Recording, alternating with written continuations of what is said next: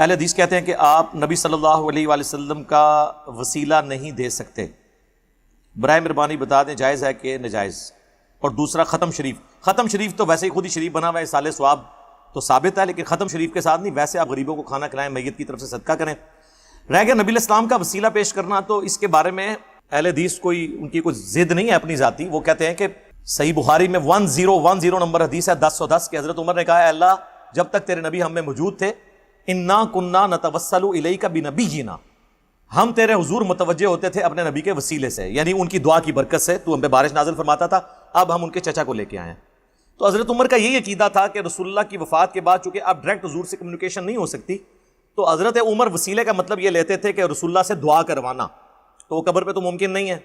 تو پھر حضور کے قریبی ساتھی اور حضور کے چچا عباس ابن عبد المطلب کو وہ لے کے آتے تھے۔ تو یہ جو اہل حدیث نے عقیدہ اپنایا ہوا ہے، یہ حضرت عمر کا بھی یہی عقیدہ ہے، ورنہ تو وہ کہہ دیتے کہ یا رسول اللہ یا اللہ پہلے تیرے نبی کے وسیلہ ان کو ساتھ لے کے آتے تھے، اب ہم ان کی قبر پہ حاضر ہوئے ہیں، ان کے صدقے بارش نازل فرما دے۔ دوسری طرف جن لوگوں نے وسیلے کو نبی الاسلام کے جائز سمجھا، تو کچھ احادیث ایسی ہیں، جس طرح سنن ابن ماجہ میں حدیث ہے اور ابن ماجہ نے اس کے ساتھ لکھا یہ حدیث صحیح ہے۔ عثمان بن حنیف روایت کرتے ہیں کہ ایک نابینا صحابی تھے، وہ رسول اللہ صلی اللہ علیہ وآلہ وسلم کے پاس آئے، انہوں نے کہا یا رسول اللہ دعا کریں میری آنکھیں مجھے اللہ تعالیٰ لوٹا دے۔ آپ نے فرمایا صبر کر لو تو جنت ہے، تو کہتے ہو تو دعا کر دیتا ہوں۔ انہوں نے کہا یا رسول اللہ آپ دعا ہی کریں، ان کو پتا جنت تو ویسے ہی ہے، ان کے لیے تھی واقعی، وہ خالی خولی نہیں تھے جو کچھ بھی ہے تیرے محبوب کی امت سے۔ تو صحیح بخاری میں حدیث ہے، حدیث قدسی، نبی علیہ السلام فرمایا اللہ فرماتا ہے میں اپنے جس بندے سے آنکھیں لے لوں تو میرے ہاں اس کے پاس جنت کے سوا کوئی اس کی جزا نہیں ہے۔ ہاں نابینوں کے لیے خوشخبری ہے، جنت ملے گی۔ حضور نے کہا وضو کرو، 2 نفل پڑھوائے، اس کے بعد کہا کہ دعا کرو، اے اللہ میں تیرے نبی کے وسیلے سے تیری طرف متوجہ ہوتا ہوں، اور یا رسول اللہ میں آپ کے وسیلے سے آپ کے رب کی طرف متوجہ ہوتا ہوں۔ بس یہاں تک حدیث بیان کرتے ہیں، اس کے آگے الفاظ ہیں اے اللہ میرے نبی کی دعا میرے حق میں قبول فرما۔